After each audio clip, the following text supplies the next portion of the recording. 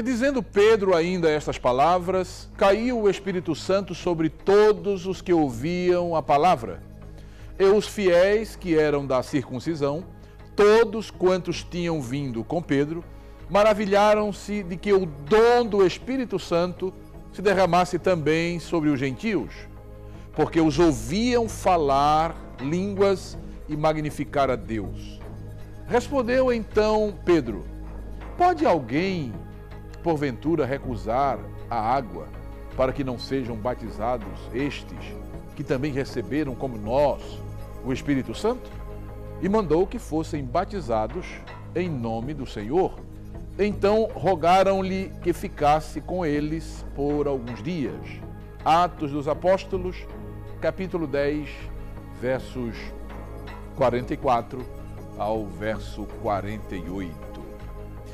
Que a bendita paz de nosso bem-amado Senhor Jesus Cristo esteja presente sobre você, sobre a sua família, sobre a tua vida. Nós estamos retornando para a realização de mais um programa, O que a Bíblia diz.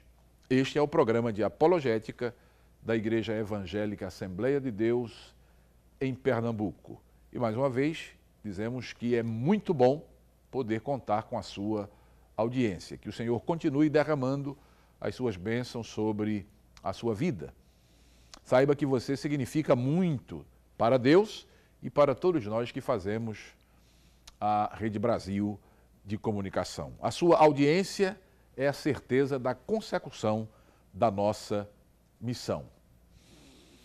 Transmitimos a todos a saudação do nosso pastor presidente, do pastor Ailton José Alves, a você que nos assiste aqui desde a capital até o interior do estado, não é? A cidade mais distante aqui do estado de Pernambuco, e a você que nos acompanha também aí de outros estados, não é? Seja através da antena, não é? Do satélite, ou mesmo através da web. Deus abençoe a você pela sua audiência e receba a saudação e o abraço do nosso querido pastor presidente também.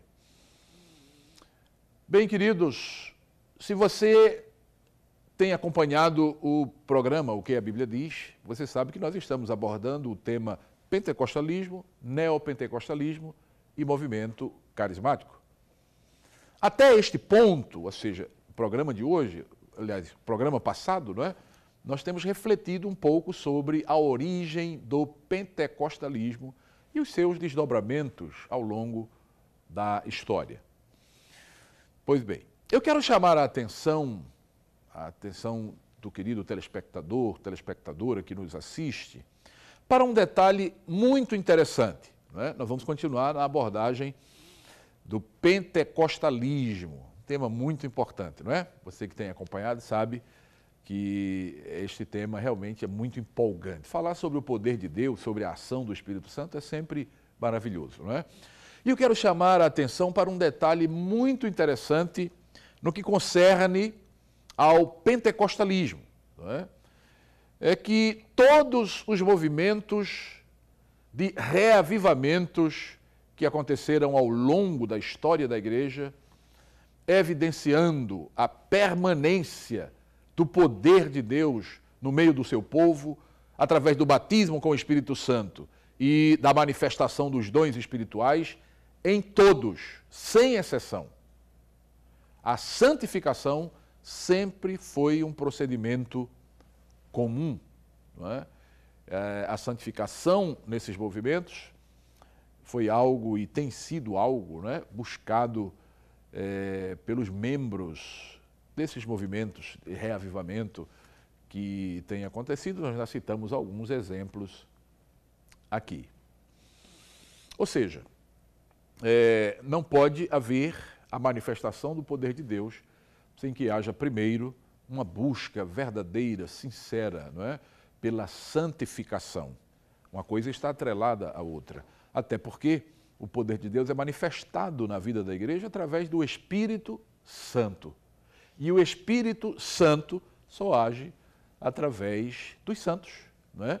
Daqueles que buscam santificar a sua vida no dia a dia, não é? E no serviço do Senhor, né? Fazem o trabalho com toda a dedicação, com todo o zelo e, acima de tudo, com a santidade que o Senhor exige. Ou seja, a manifestação do poder de Deus sempre esteve intimamente relacionada com o processo da santificação, porque a santificação é um processo, não é? A santidade é um estado e a santificação um processo. E esta bênção, a bênção do batismo com o Espírito Santo, sempre teve intimamente relacionado com este processo, o processo da santificação. Portanto, nós temos aqui uma das razões, talvez, creio eu, não é? Porque alguns desses movimentos atuais, denominados neopentecostais, não é? Na verdade, nada possuem de pentecostais, ou de pentecostal, não é?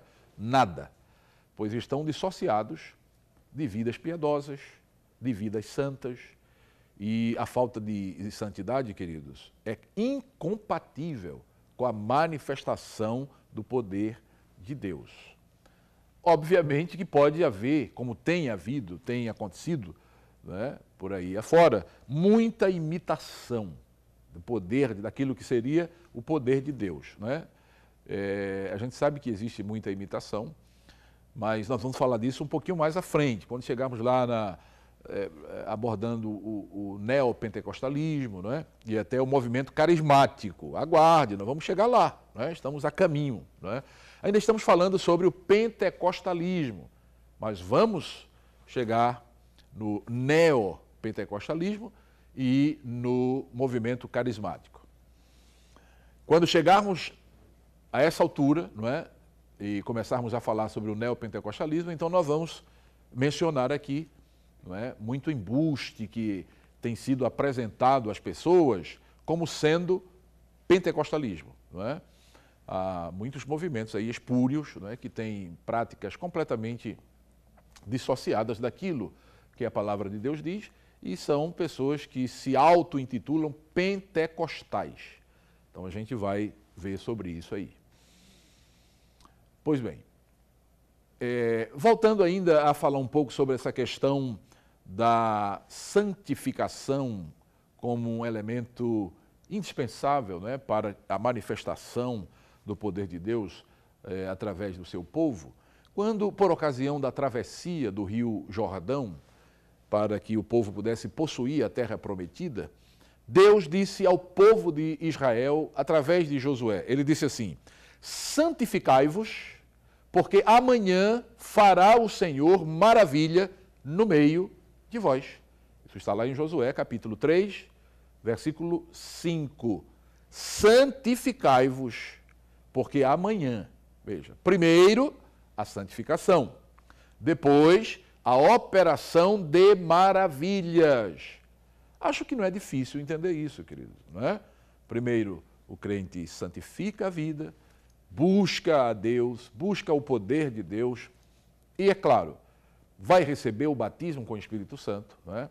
Quando entrar por esse caminho, o caminho da santificação e da busca incessante pelo poder de Deus, vai acontecer com ele aquilo que aconteceu com os primeiros irmãos lá no cenáculo, em Jerusalém, não é? No dia de Pentecostes, e que vem acontecendo com milhares de outros irmãos ao longo da história. Nós citamos aqui alguns, não é? Que tem acontecido conosco, não é? Com a Igreja Evangélica Assembleia de Deus em Pernambuco. Aliás, nós estamos às vésperas, não é? Da comemoração do 100º ano da nossa igreja. É o centenário da Igreja Evangélica Assembleia de Deus em Pernambuco. 100 anos de poder. 100 anos da manifestação do poder de Deus, de batismo com o Espírito Santo. Milhares de crentes, centenas de milhares de crentes foram batizados com o Espírito Santo, não é? E têm sido batizados com o Espírito Santo. Nos círculos de oração, todos os dias, não é? A Igreja Assembleia de Deus em Pernambuco tem dezenas, até centenas, se a gente colocar, não é? Todo o trabalho em todo o estado, não é? Então nós vamos ter centenas de círculos de oração por dia. por dia. Então, todo dia nós temos aí talvez 150, 200 círculos de oração. E nesses círculos de oração, Jesus continua batizando com o Espírito Santo. Não é?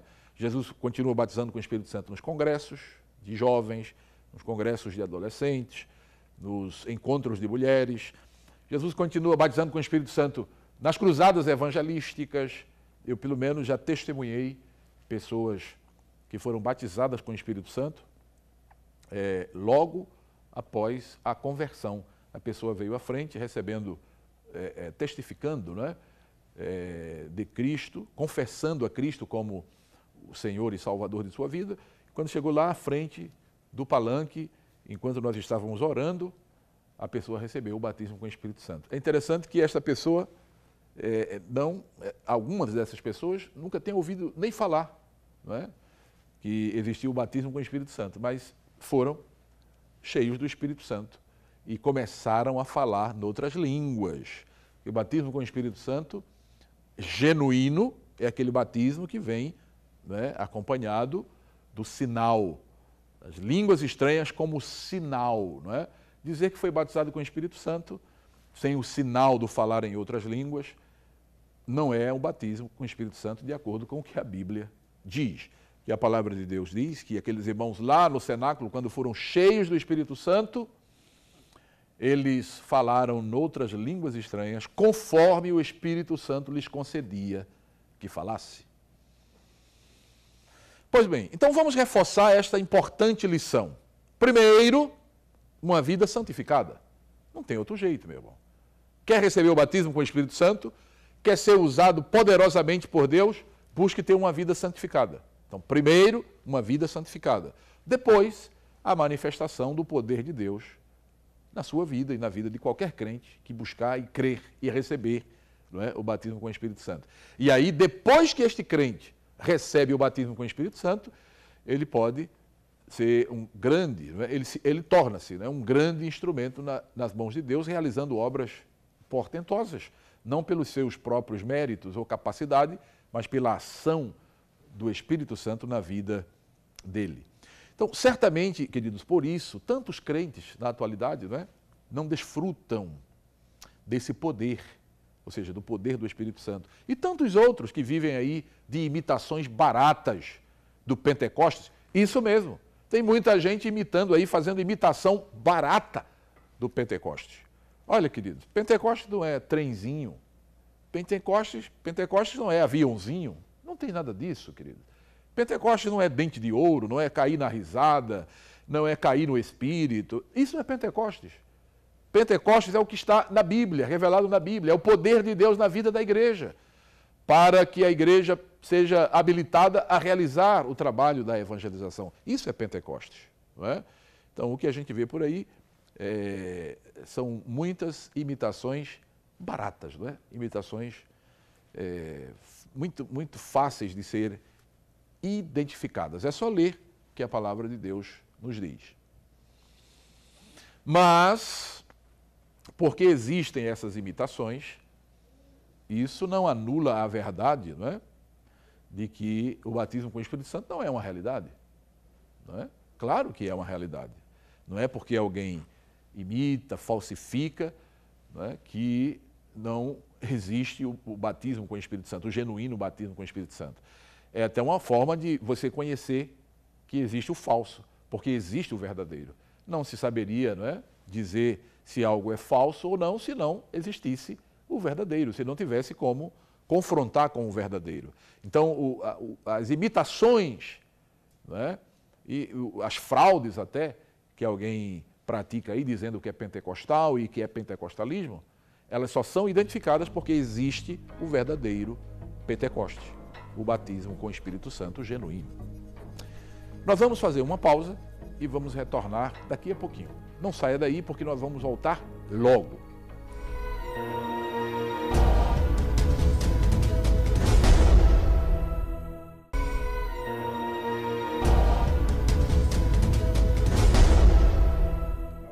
Que bênção, já estamos de volta com o programa O que a Bíblia Diz. É o programa de apologética da Igreja Evangélica Assembleia de Deus em Pernambuco. É muito bom desfrutar da sua audiência. Continue assim, né, honrando e valorizando a Rede Brasil de Comunicação, porque é uma rede comprometida com o reino de Deus.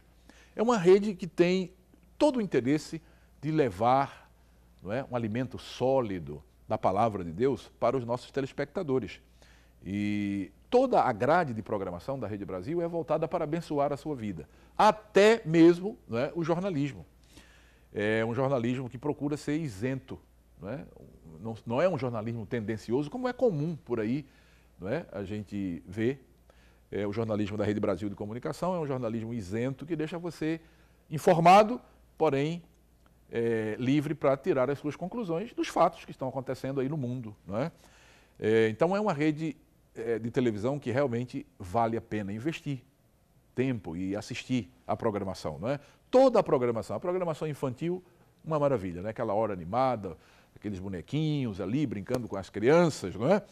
Não há nenhum tipo de maldade, não há nenhuma mensagem subliminar, não é? Toda a mensagem é mensagem clara, objetiva e visa, acima de tudo, a edificação, não é, das pessoas.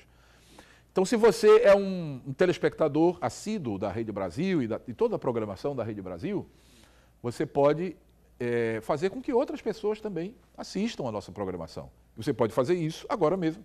Você pode pegar aí o seu smartphone, o seu tablet e passar uma mensagem aí para os seus amigos, né? Para os grupos que você pertence e dizer, olha, liga aí na Rede Brasil, vamos assistir a programação. O programa O que a Bíblia diz, né? O pastor está falando sobre o pentecostalismo.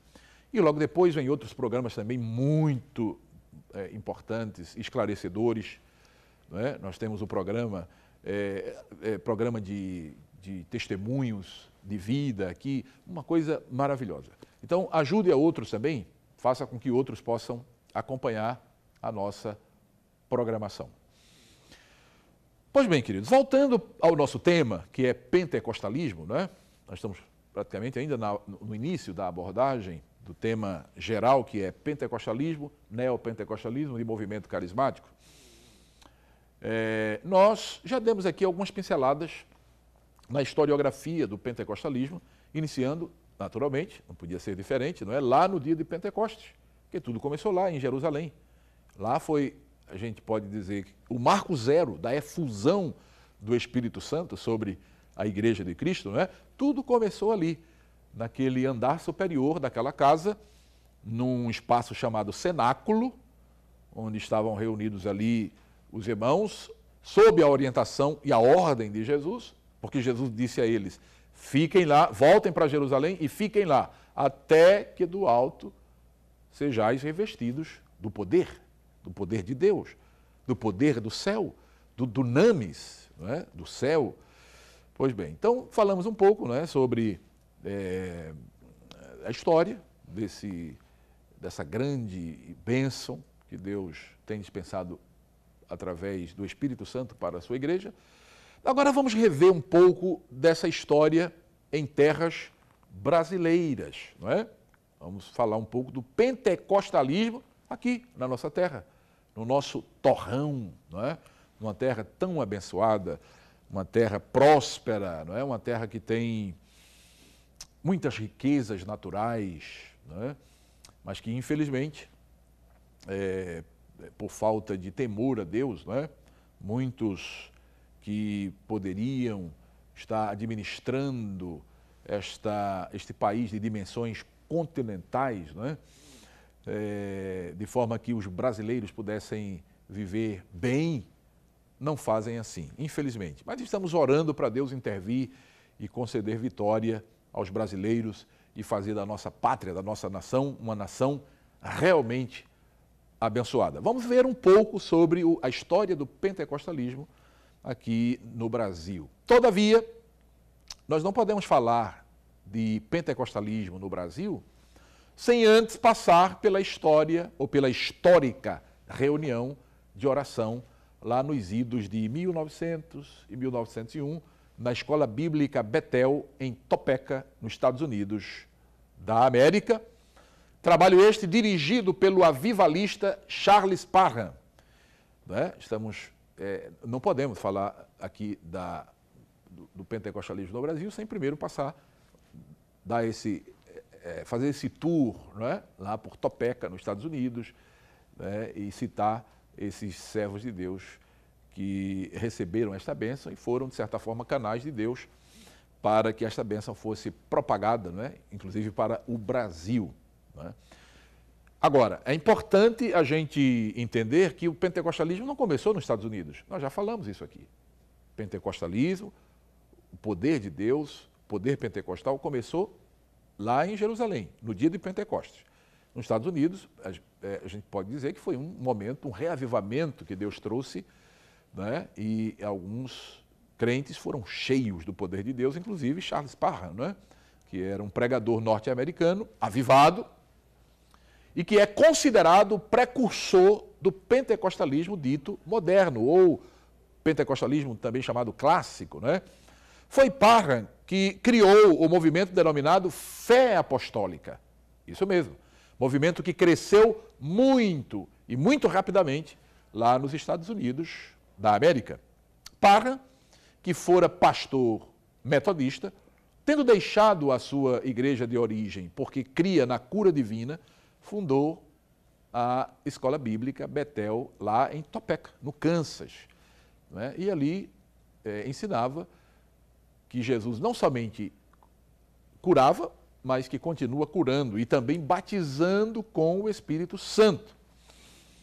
Em 1905, Charles Parham mudou-se para o Texas e ali inicia uma nova escola bíblica. E um de seus alunos foi exatamente William Seymour. Você já deve ter escutado pelo menos este nome, não é?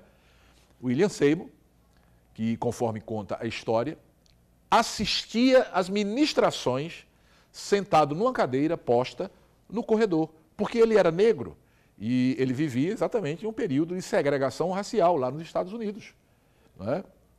William Seymour, mais tarde, tornou-se líder do avivamento em Los Angeles. Isto mesmo. Os pioneiros da Assembleia de Deus no Brasil, Daniel Berg e Gunnar Wingre, não é? Que na Suécia eles não se conheciam, mas que procediam de famílias cristãs tradicionais, viajaram da Europa, ou seja, da Suécia aos Estados Unidos, porque naquela época, naquele momento, havia um movimento muito grande de imigração, não é? De pessoas da Europa e, sobretudo, da Suécia para os Estados Unidos, em busca de melhores empregos. Então veio, nesta leva de pessoas, Daniel Berg e Gunnar Wingre. Em Chicago, eles conheceram o líder pentecostal William Durham, que era discípulo de William Seymour, não é? Que sempre acolhia os imigrantes naquela cidade e os ensinava as verdades pentecostais. Não demorou muito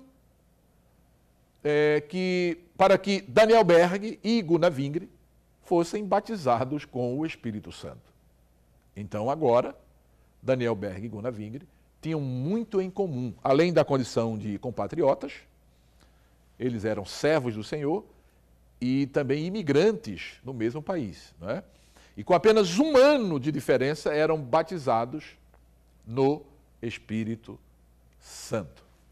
Foi exatamente nesse contexto que, dirigidos por Deus, vieram para o Brasil, terra para eles completamente desconhecida, né? Mas que estava no roteiro de Deus para ambos. Assim, no dia 19 de novembro de 1910, né, Daniel Berg e Gunnar Wingre aportaram em Belém do Pará. E quando eles chegaram lá no porto, em Belém do Pará, eles não trouxeram apenas a sua bagagem usual de qualquer viajante, não é? Uma mala com roupas. Não, eles trouxeram muito mais do que isso.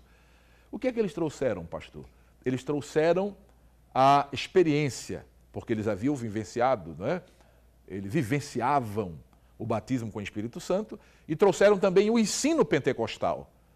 E foi este ensino pentecostal que inflamou a muitos que também receberam o batismo com o Espírito Santo aqui no Brasil, não é?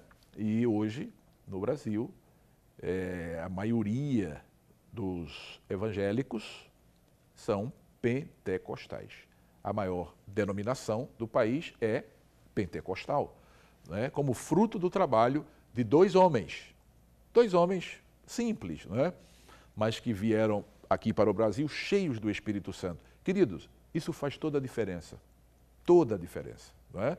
Uma pessoa cheia do Espírito Santo, uma só pessoa, pode fazer a diferença em todo o país, em todo o mundo. Basta uma pessoa realmente cheia do Espírito Santo.